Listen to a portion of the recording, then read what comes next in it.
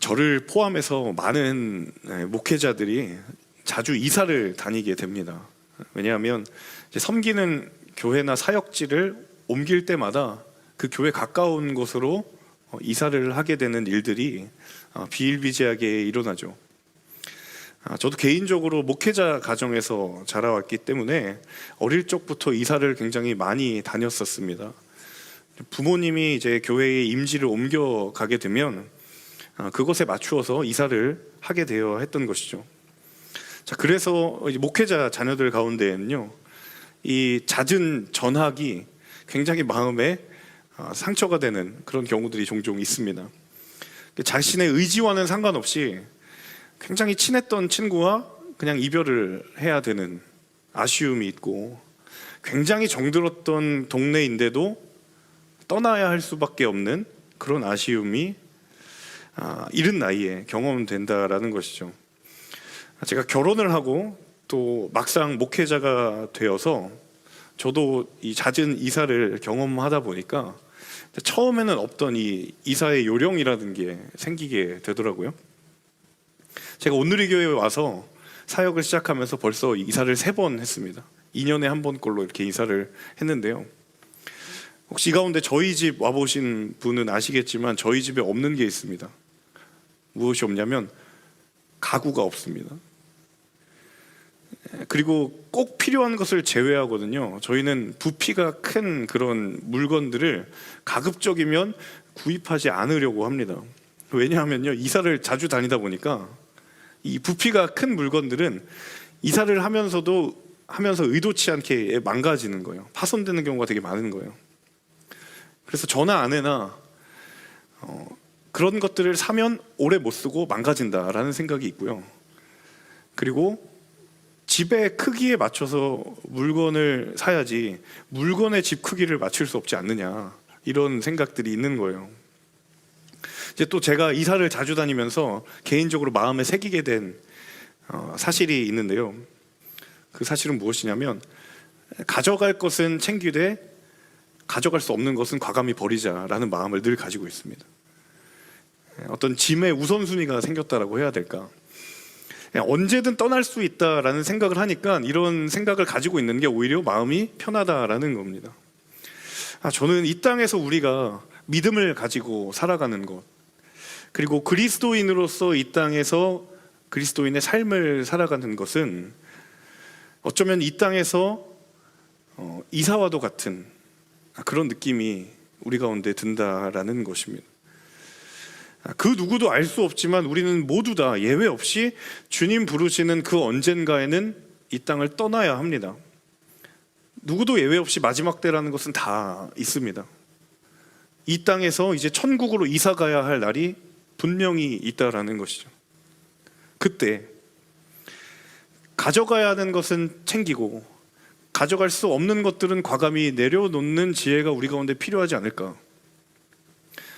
혹시나 우리 가운데 가져가야 하는 것임에도 불구하고 버려야 될 것으로 생각하고 그것을 버려두고 가거나, 버려두고 가야 될 것인데 그걸 가져가야 되는 것인 줄로 알고 끝까지 붙들고 있는, 아니면 그것을 가져갈 수 있다라고 생각하는, 그렇게 여기고 그것을 붙드는 어리석음이 우리 안에 있는 것은 아닌가라는 생각을 해보게 된다라는 것입니다. 계속해서 우리가 사도 바울의 삶의 여정, 그리고 사역에 대해서 함께 살펴보고 있는데요, 우리가 흔히 이런 말을 합니다. 크리스천은 마지막 때를 알면서 살아가는 사람들이다. 크리스천은 마지막 때를 살아가는 사람들이다. 이런 이야기를 굉장히 많이 합니다. 자, 성경에서 마지막 때를 어떻게 살아가야 하는지 그 삶을 가장 잘 보여주는 인물이 저는 사도 바울이라고 생각합니다. 이 사도 바울의 삶을 한마디로 말하면, 그가 말하는 그리스도인의 삶의 한 문장을 요약하면 어떻게 되는가? 결론부터 이야기하자면, 그리스도인은 가야 할 때가 있음을 아는 사람이고 가야 할 곳이 있음을 아는 사람이다라는 거예요. 가야 할 때가 있다는 것을 아는 사람이고 가야 할 곳이 있다는 것을 아는 사람이다라는 거예요. 굉장히 공감 안 되실 수 있어요. 여러분 아직 살아갈 날이 훨씬 살아온 날보다 많기 때문에. 그런데 언젠간 분명히 우리 가운데에도 그날은 올 텐데 준비되지 않은 그날은 그날의 의미가 우리 가운데 다가오지 못할 수 있다는 거예요. 사도 바울의 고백, 그가 사역에 임하는 영적인 태도, 그리고 자신의 인생을 바라보는 그 영적인 관점, 오늘 말씀을 통하여서 나누는 가운데 하나님께서 바울에게 했던 말뿐만 아니라 저와 여러분 가운데도 말씀하실 때, 때로는 이 땅을 살아가면서 힘들고 넘어지고 포기하고 싶은 그런 우리의 믿음의 여정에 꼭 붙들어야 할 것을 발견할 수 있는 귀하고 복된 시간 될 수 있기를 소망합니다.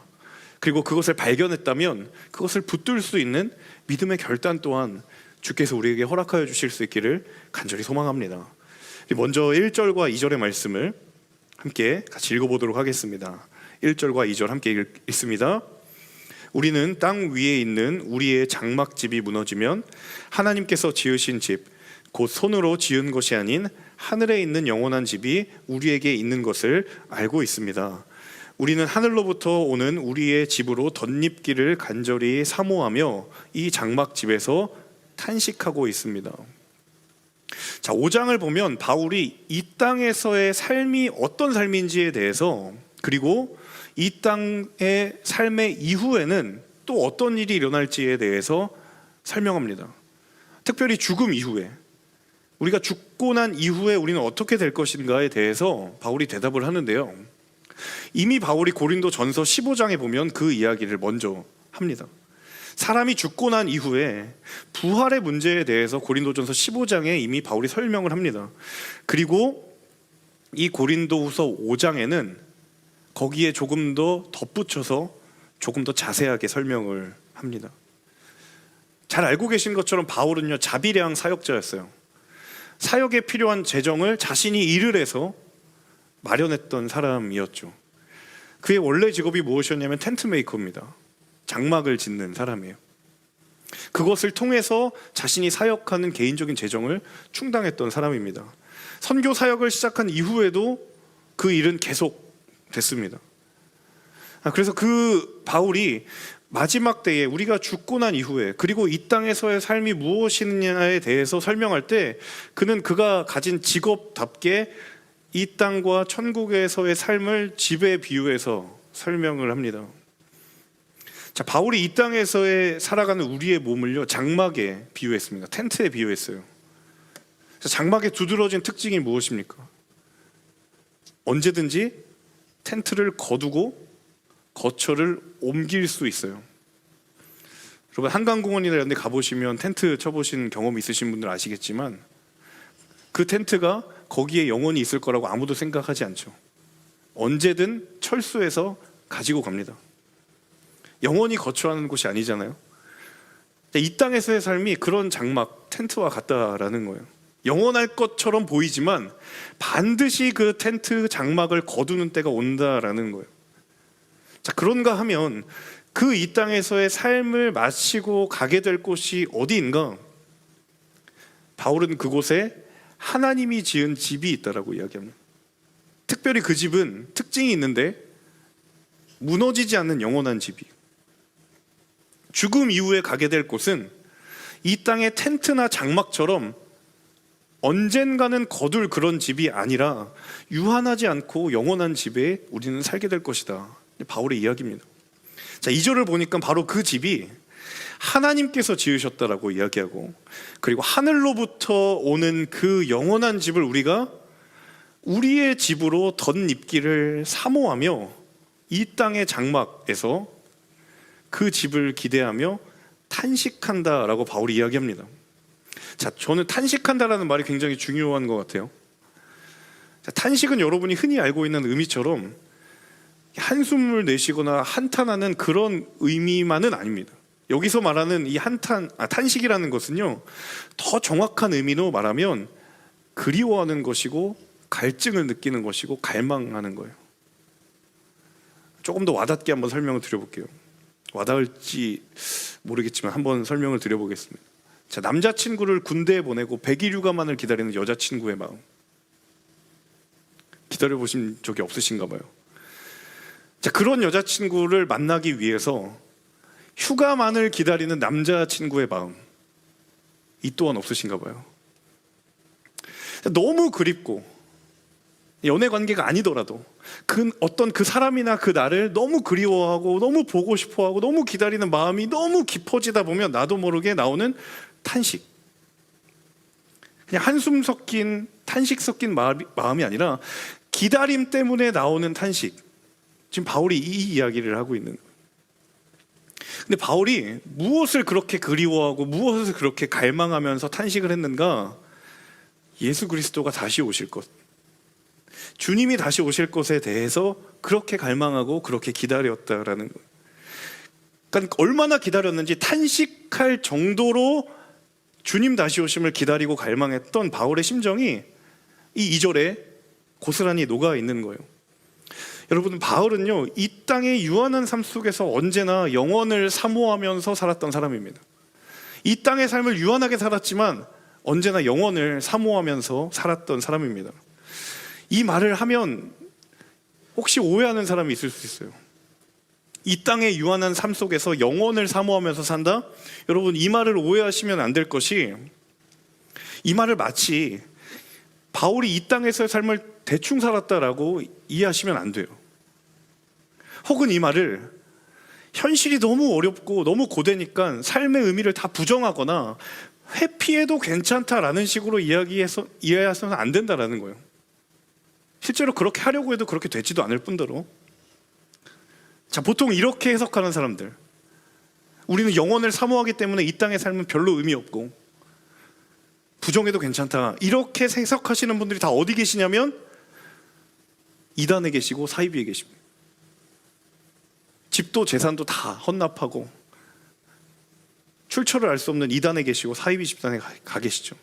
이 왜곡된 종말론으로 사람들을 미혹하는 그런 곳에서 하는 말이 다 이 부류입니다. 이제 주님 곧 오실 건데 너 가지고 있는 거 그게 무슨 소용이 있니? 이제 주님 오신다고 그러는데 너가 인생에서 노력하는 것 무슨 의미가 있니? 여러분, 분명히 기억하셔야 할 한 가지 사실은요, 바울은 대책 없는 낙관론자는 아니었다는, 절대로 바울은 대책이 없는 낙관론자가 아니었어요. 바울의 삶을 여러분 살펴보시면 누구보다도 철저하게 현실에 발디디며 살았던 사람입니다. 최선을 다해 살았던 사람이고요, 앞서 말씀드렸던 것처럼 그가 투잡을 뛰었던 사람이라는 것이 증명해 주죠. 복음의 사역도 감당했고 텐트 메이커로도 자신의 삶을 열심히, 선교 사역에도 열정을 다했고 자신의 일에도 열정을 쏟았던 사람입니다. 그런데 동시에 그 사람은 이 땅에서의 삶이 전부가 아니다라는 것을 알면서 살아갔던 사람입니다. 반드시 하나님 앞에 서게 되는 날 올 것이고 썩어 없어질 이 몸이 영원한 새 몸으로 덧입게 될 그날이 반드시 있게 될 것이다 라는 사실을 알고 있었어요. 그럼에도 불구하고 자신에게 주어진 삶의 열정은 그 사실을 모르는 사람에 비해 누구에게도 뒤지지 않았다라는 사실입니다. 저는 한 가지 질문을 해보게 됐어요. 이 열정의 그럼 원동력이 무엇인가? 마지막 때를 아는 것이야말로 삶의 열정의 근원이 된다라는 겁니다. 마지막 때를 아는 것이 아이러니하게도 삶의 열정을 끌어낼 수 있는 근원이 된다라는 거예요. 자, 바울의 고백이 바로 이겁니다. 오늘 내게 주어진 시간이, 그리고 오늘 내게 주어진 이 하루가 마지막이라고 해도 나는 내게 주신 이 하루와 이 시간을 결코 헛되게 보내지 않을 것이다. 진정으로 마지막 때를 아는 사람들은 이렇게 살아간다라는 거예요. 진짜 종말의 의미를 아는 사람들은 현실을 도피하지 않습니다. 진짜 종말이 있음을, 마지막 때가 있음을 믿는 사람들은 주어진 현실에 최선을 다하게 되어 있어요. 왜냐하면 그 삶은 하나님의 영광이 되는 삶이기 때문입니다. 여러분, 믿음을 가진 사람일수록 주어진 삶에 최선을 다하십시오. 그리스도인일수록 여러분이 주어진 삶에 전심과 진심으로 성실하게 살아가십시오. 그게 마지막 때를 살아가는 사람들입니다. 오늘 내게 주어진 그 날이 하나님 내게 주신 마지막 날인 것처럼 후회 없이 살아가십시오. 자, 한 가지 물음이 듭니다. 이 이야기를 하면 이런 질문이 들 수 있어요. 목사님, 하나님을 모르는 사람도 열정이 있고 그들도 대충 살지 않잖아요. 이 땅에서의 삶이 마치 전부인 것처럼 살아가는 사람들도 최선을 다해 살아가잖아요. 어쩌면 크리스천들보다 더 열심히 살아가고 그 열심에 걸맞은 무언가 인생의 성과를 거두는 사람들도 있잖아요. 자, 그러면 그들의 최선의 열정과 우리의 최선의 열정과 다른 점이 무엇이냐라고 물을 수도 있죠. 무엇인가 달라야 하지 않겠어요?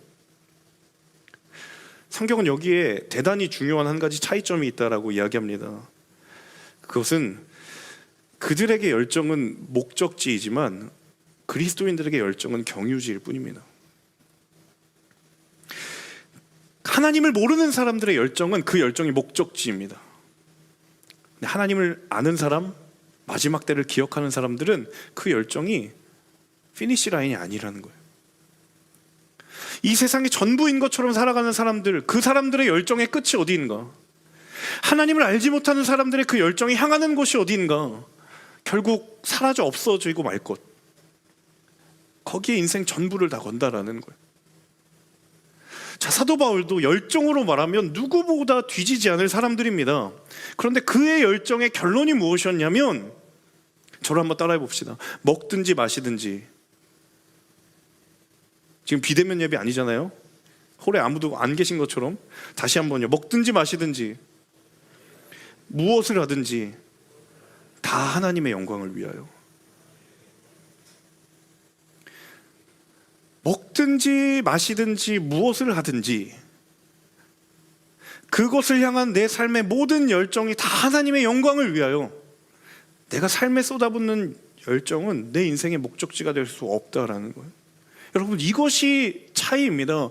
이 차이를 붙들지 않으면 우리의 열심이나 그들의 열심이나 다를 바가 없어요. 어쩌면 하나님을 모르는 사람들의 열심과 열정을 바라보면서 비교하고 낭망하고 절망할 수밖에 없는 거예요. 근데 여러분, 우리의 열정은 하나님을 향해 있기 때문에 그들과 출발부터가 다른 줄로 믿습니다. 여러분, 삶의 열정은요, 삶의 목적과 목표와 직결됩니다. 내가 어디에 열정을 쏟는가는 그것이 바로 목적이 되고 목표가 되죠. 저와 여러분에게 질문합니다. 여러분, 여러분의 삶의 열정의 목적지는 어디인가요? 혹시 여러분의 열정 그 자체가 여러분에게 목적지가 되어버린 것은 아닐까요? 과연 여러분은 무엇을 위해, 누구를 위해 여러분의 열정과 열심을 드리고 있나요? 여러분이 지금 하고 있는 공부, 하고 있는 취업의 준비, 하고 있는 자격증, 스펙, 그 모든 것들에 쏟아붓는 여러분의 열정은 그 목적지가 어디냐라는 거예요. 저와 여러분의 인생의 열정의 방향이 오늘 이 말씀을 들으면서 하나님의 말씀 위에 다시 새롭게 재설정되기를 주님의 이름으로 축복합니다. 우리 이어서 5절과 6절의 말씀 함께 읽을까요? 5절과 6절 함께 읽습니다. 우리를 위해 이것을 이루어 주시고 우리에게 성령이라는 보증을 주신 분은 하나님이십니다. 그러므로 우리는 항상 담대합니다. 우리가 몸 안에 거하는 동안에는 주에게서 떠나 따로 거한다는 것을 압니다. 자, 바울이 지금 썩어 없어질 몸, 장막, 그 집을 입고 있지만 반드시 마지막 날에 영원히 썩지 않을 몸으로 그것을 덧입고 우리가 부활하게 될 것이다 라고 이야기합니다. 자, 그런데 바울의 현실 속에서 이 말은요, 아직 이루어지지 않은 단지 약속일 뿐이에요. 아직 이루어지지 않은 일이에요. 약속일 뿐이라고요. 그런데 그럼에도 불구하고 바울이 이루어지지 않은 약속 하나만으로 뭐라고 얘기하냐면 6절 첫 문장, 그러므로 우리는 항상 담대합니다 라고 고백하고 있어요. 약속은 아직 이루어지지 않았어요. 그날이 분명히 올 것인데 아직 내게 이루어지지는 않았는데 그 약속을 현재로 가져와서 그러므로 우리는 항상 담대합니다 라고 이야기합니다. 아직 내 앞에 현실화되지 않은 일을 약속 하나로 믿고 담대할 것이라고 고백하고 있다는 거예요. 왜? 그 약속이 누구로부터 왔기 때문에? 하나님으로부터 왔기 때문에. 성령이 이 일을 보증하시고 하나님께서 그 보증이 되시는 성령을 보내주셨기 때문에 그 약속은 흔들리지 않는 하나님의 약속인 줄로 믿습니다. 사람이 버틸 수 없는 때가 올 때가 있죠. 고난이 막 겹겹이 닥쳐오면 이제는 못 버티겠다 라는 생각 들 때 있습니다. 사람이 버틸 수 없을 때가 왔다라는 건 그 고난의 어떤 정도가 극한에 다다랐을 때에 오기도 하지만요, 사실은 더 근본적으로는 버틸 수 있는 이유가 사라지면 무너집니다. 사람들은 그 버틸 수 있는 이유를 뭐라고 이야기하냐면 소망이라고 이야기합니다. 바울이 그러므로 우리는 항상 담대합니다 라고 말할 수 있는 까닭과 그 근거는 무엇이었냐면 하나님께서 성령을 통해 우리에게 소망을 주시는 약속 때문이에요. 자신을 끈질기게 따라다니고 가는 곳곳마다 자신이 세운 교회와 교인들을 이간질시키는, 정말 생각만 해도 미운 그 사람들, 그들 때문에 오는 고난 때문에 힘들고 포기하고 싶지만 그럼에도 불구하고 우리는 항상 담대합니다라고 말할 수 있는 까닭은 하나님이 성령을 통하여 우리에게 그 소망 주셨기 때문에. 여러분, 고난의 상황을 이길 수 있는 힘은 바로 소망의 이유를 선명하게 하는 겁니다. 고난의 상황이 우리에게 아무리 거세게 주어져도 우리에게 소망의 이유만 선명하다면 뚫고 나아갈 수 있는 아주 좁은 틈 하나는 우리 가운데 있다라는 거. 그 약속만 있으면 반드시 끝날 것이고 반드시 역전될 것이다라는 그 소망만 있으면 우리에게는 인내할 수 있고 이길 수 있는 힘을 하나님께서 우리에게 주셨다라는 거예요. 저희 집에 둘째 아이가 엄마 껌딱지거든요. 잘 때 굉장히 엄마를 찾습니다. 거의 집착에 가까워요, 제가 옆에서 보면. 그래서 엄마에게 들러붙어야만 숙면을 취합니다. 그래서 제가 하루는 아내가 너무 그것 때문에 너무 피곤해하고 시달리는 것 같아서 하루 정말 푹 자게 해주고 싶은 거예요. 그래서 저희 그 둘째를 돌봐주러 오신 장인 장모님, 할아버지 할머니죠. 이 할아버지 할머니가 작전을 짠 겁니다. 어떤 작전을 짰냐면 이 둘째 아이를 엄마랑 떨어뜨려서 한번 재우면 분리의 경험을 한번 시키면 좀 낫지 않을까 싶어서 그 목적으로 할아버지 집에 둘째를 데려간 거예요. 이 둘째 아이가 할아버지 집 가면 굉장히 잘 놉니다. 너무 잘 놀고 또 오랜만에 가니까 밥도 잘 먹고 정말 열심히 먹고 지냈는데 있다 보니까 한 가지 깨달은 거예요. 엄마랑 떨어져 있구나. 자, 그런데 너무 열심히 놀아서 피곤해서 그냥 잠이 들어버렸어요. 작전 성공인 거죠. 저희 아내는 엄마니까 너무 걱정이 돼서 이제 밤에 이 아이가 평소에 자는 그 시간에 전화를 한 거예요. 근데 아니나 다를까 아이가 자고 있어요. 얼떨결에 엄마랑 떨어져서 인생의 첫 분리를 경험해버린 겁니다. 자, 저는 속으로 이제 됐구나, 성공했구나 싶었는데 놀라운 사실은 그 다음부터입니다. 한 번이 어렵지 두 번이 어렵겠느냐 싶어서 할머니 할아버지가 또 물어보는 거예요. 할머니 할아버지 집에 놀러 갈래? 이렇게 물어보니까 안 간대요. 저희 둘째가 4살이거든요. 아직 4살이 안 됐는데 안 간대요. 말 다 알아들어요. 말만 못할 뿐이지 안 간대요. 이제 알아버리는 거예요. 처음은 멋모르고 갔다가 엄마랑 떨어졌는데 이제는 이 할아버지 할머니가 순수한 마음으로 나를 데려간 것이 아니구나라는 걸 깨달은 것 같아요. 그래서 제가 옆에 있다가 이렇게 물어봤어요. 그럼 아빠랑 엄마랑 같이 갈까? 그랬더니 그때 간대요. 여러분, 사람은 약속이 있으면 기다릴 수 있습니다. 소망이 존재하면 버틸 수 있어요. 인생에 한없는 기다림의 시간이 찾아와도 인간의 인내의 근원은요, 우리 안에 있는 것이 아니라 약속이 있기 때문에 기다리는 거예요. 무너질 것만 같은 삶의 고난이 닥쳐도 인간이란 존재는 그렇게 쉽게 무너지지 않습니다. 왜? 기다림의 끝에 주어지는 삶의 가치들을 알기 때문에. 버티고 견디는 끝에 주어질 소망의 그 가치를 알기 때문에 인간은 쉽게 무너지지 않아요. 그런데 그 소망이 흔들리면 속절없이 무너질 수 있는 거예요.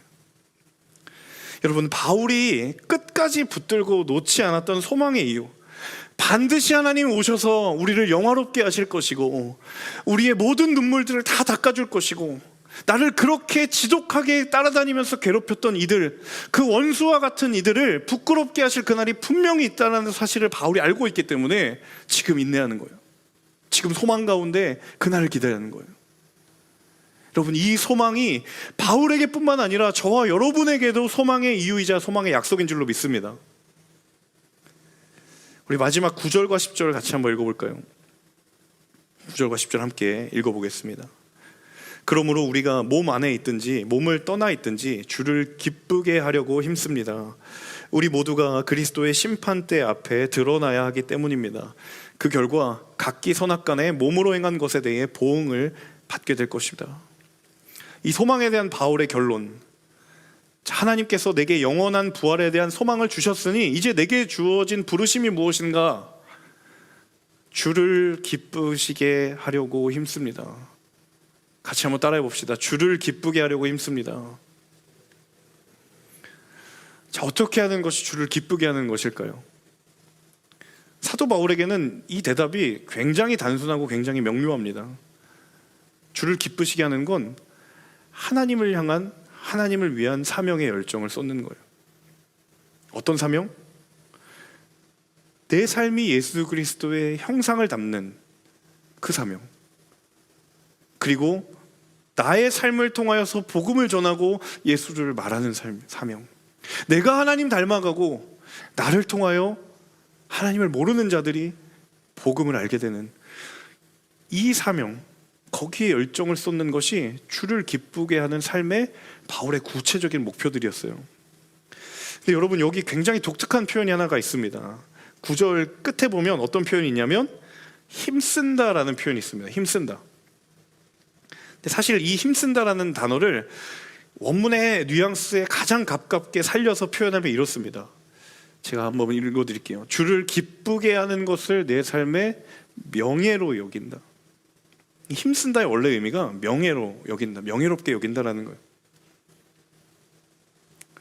저는 때때로 하나님을 위해 마음을 드리고 시간을 드리고 헌신하는 그것을 아까워하는 사람들을 볼 때마다 굉장히 안타까운 마음이 들어요. 그리고 그들에게 역으로 질문하고 싶어요. 하나님을 위해 헌신하는 이들이 다 여유가 있고 한가해서 헌신하는 것인가? 공동체에서 리더십을 하고 예배를 섬기고 수많은 이모저모의 모양으로 섬기며 그들의 마음을 드리고 시간을 드리는 것이 과연 그들이 여유가 있어서 그들이 한가해서 섬기는 것인가? 절대 그렇지 않다라는 거예요. 자, 그러면 그들은 왜 헌신하는 것인가? 그 가치를 알기 때문이에요. 그것이 참으로 이 바울의 고백을 빌리자면 내 삶에 참으로 명예로운 것이다라는 사실을 알기 때문입니다. 사랑하는 여러분, 사명의 자리는 하나님 앞에, 그리고 내 삶의 명예로운 자리인 줄로 믿습니다. 하나님이 그것을 누구보다 자랑스러워하세요. 죽어라 희생만 하고 내 삶을 소비하고 내 시간을 낭비하는 그런 자리가 아니라 그 자리는 인생을 걸어볼 만한 가치가 있는 자리예요. 여러분, 이 의미를 가지고 10절을 읽어야 오해하지 않습니다. 10절에 굉장히 오해하기 쉬운 구절 있죠? 우리 모두가 그리스도의 심판대 앞에 서야 하기 때문이다. 우리의 행한 것대로 보응하시기 때문이다. 굉장히 당황스러운 구절이에요. 우리가 하나님의 은혜에 힘입어 구원 얻는 것 아닌가? 이 구절은 뭔가 반대되는 것 같은데, 우리의 행위를 따라 심판받는다? 여러분, 이 표현은요, 내가 행한 것으로 구원의 여부가 결정된다는 의미가 아닙니다. 하나님의 구원에는 우리의 어떤 행함이 단 1도 개입될 여지가 없어요. 이 말은 무엇이냐면 단지 우리의 삶이 마지막 때에 하나님 앞에 평가받을 거라는 거예요. 구원의 여부와 상관없이 평가받을 거라는 거예요. 거기에는 책망이 있을 수도 있고 거기는 칭찬이 있을 수도 있어요. 여러분, 이 땅의 삶을 다 마치고 정말 하나님 앞에 섰을 때 하나님, 나는 지금까지 주를 기쁘시게 하려고 애쓰고 노력하며 살아왔습니다 라고 말할 수 있기를 소망합니다. 그것을 내 삶의 명예로 여길 수 있기를 원합니다. 바울의 이 고백이 우리 모두의 고백이기를 원합니다. 내 인생에 나만을 만족시키고 나만을 기쁘게 하기 위해서 살아가는 삶이 아니라, 그런 하나님을 모르는 사람들과 다를 바 없는 그런 삶이 아니라 주를 기쁘게 하는 삶을 살아가기로 결단하고 그 삶을 선택하고 거기에 마음을 들이시는 우리 모두가 될 수 있기를 소망합니다. 마지막으로 바울이 인생의 말미에 고백했던 이 고백을 우리가 함께 말씀을 통해 읽고 설교를 마무리하고자 합니다. 디모데후서 4장 7절에서 8절인데요, 같이 한번 읽어볼까요? 나는 선한 싸움을 싸우고 나의 달려갈 길을 마치고 믿음을 지켰으니 이제 후로는 나를 위하여 의의 면류관이 예비되었으므로 주 곧 의로우신 재판장이 그날에 내게 주실 것이며 내게만 아니라 주의 나타나심을 사모하는 모든 자에게도니라. 아멘. 인생에 달려갈 길을 다 마치고 나서 하나님 앞에 섰을 때 바울의 이 고백이 내 고백이 될 수 있을까? 제가 설교를 마무리하면서 이렇게 스스로에게 질문을 해봤어요. 하나님, 선한 싸움을 다 마치고 하나님 왔습니다. 하나님, 저 왔어요. 하나님, 저 때로는 흔들리기도 했고 때로는 넘어지기도 했지만 그래서 포기하지 않고 여기까지 왔어요. 때로는 믿음이 연약해지기도 했고 때로는 인생의 한 대목에는 하나님을 원망하고 하나님을 잠시 떠난 적도 있었지만 하나님, 그래도 끝까지 내게 주신 그 믿음 내버려 두지 않고 타협하지 않고 여기까지 왔어요. 주님, 주 앞에 섰을 때 그 고백을 할 수 있는 사람 되기를 원합니다. 내가 이 믿음의 길을 끝까지 걸어갈 수 있도록 하나님, 그 걸음 힘주시고 붙들어 주옵소서. 그런 나의 삶을 통하여 하나님 영광 받으시고 내 삶의 곳곳에도 그리스도 예수의 흔적이 드러나게 하여 주옵소서. 여러분, 이 기도가 우리의 모두의 고백이 되기를 원합니다. 하나님, 저 왔어요. 그때 하나님 앞에 자랑스럽게 할 말이 있는 우리 모두의 삶이 되시기를 주님의 이름으로 축복하고 또 기도합니다. 함께 찬양하며 나아가기를 원하는데요,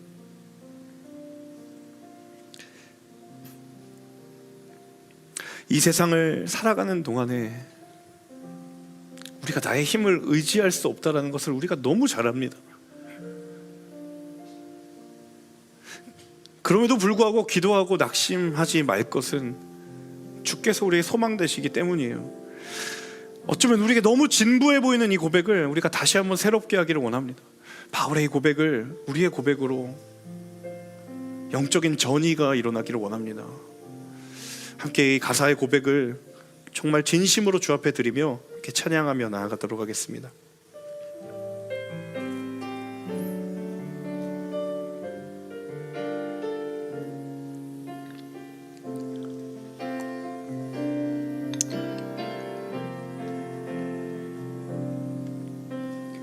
이 세상을 사랑하는 동안에 나의 힘을 의지할 수 없으니 기도하고 낙심하지 말 것을 주께서 참 소망이 되심이라. 이 세상을 살아가는 동안에 나의 힘을 의지할 수 없으니 기도하고 낙심하지 말 것을 주께서 참 소망이 되심이라. 하나님의 꿈이 나의 비전이 되고 예수님의 성품이 나의 인격이 되고 성령님의 권능이 나의 능력이 되길 원하고 바라고 기도합니다. 우리 다시 한번 이 찬양 부르실 때 우리 자리에 일어나셔서 함께 찬양하기를 원합니다. 주의 길을 걸어가는 동안에 세상의 것 의지할 수 없으니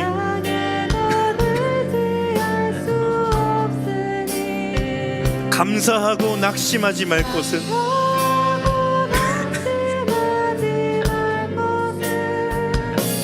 주께서 참 기쁨이 되심. 함께 선포합니다. 하나님의 꿈이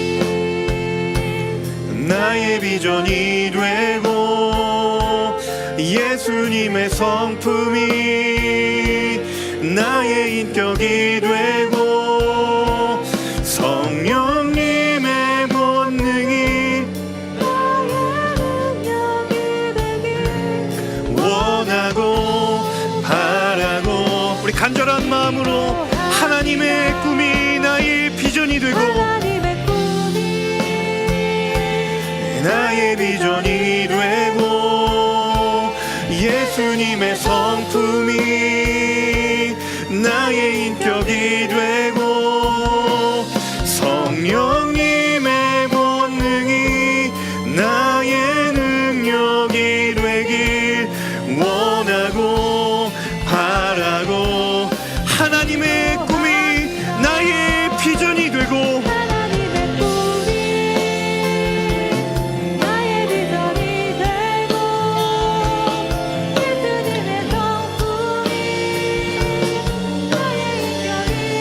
성령님의 권능이 님의 권능이 나의 능력이 되길 원하고 우리 전심으로 주 앞에 우리의 믿음을 드리며 찬양합니다. 하나님의 꿈이 나의 비전이 되고 예수님의 성품이 나의 인격이 되고 성령님의 권능이 나의 능력이 되길 원하고 우리 마지막으로 다시 한번 고백하며 나아갈 때 우리 오른손을 주님께를 향하여 들며 하나님의 꿈이 나의 비전이 되고 예수님의 성품이 나의 인격이 되고 성령님의 권능이 나의 능력이 되길 원하고 바라고 밤이나 낮이나 밤이나 낮이나 어제나 오늘도 영원히 주만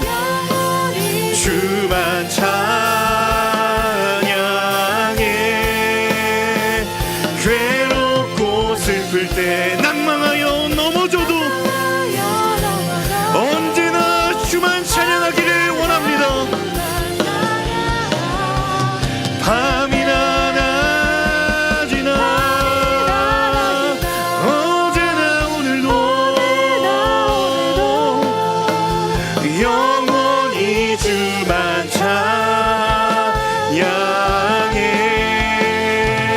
괴롭고 슬플 때 낭망하여 넘어져도 언제나 주만 찬양하 밤이나 낮이나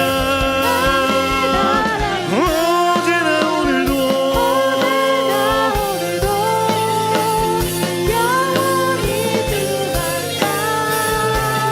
향해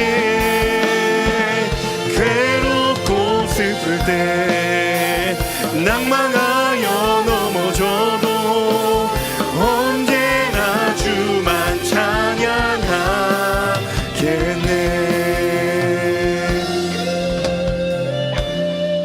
시간 함께 기도하며 나아가겠습니다.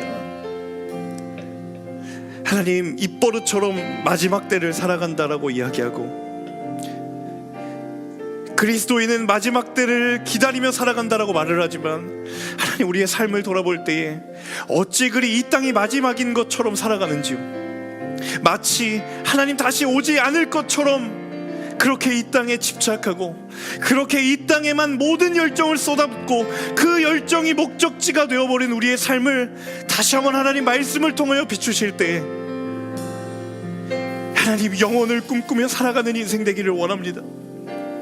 마지막 때를 기다리며 그 천국의 영원한 하나님 지으신 집을 소망하며 그 마음으로 우리의 열정에, 우리의 삶의 근원을 둘 수 있는 우리의 인생 될 수 있도록 인도하여 주시옵소서.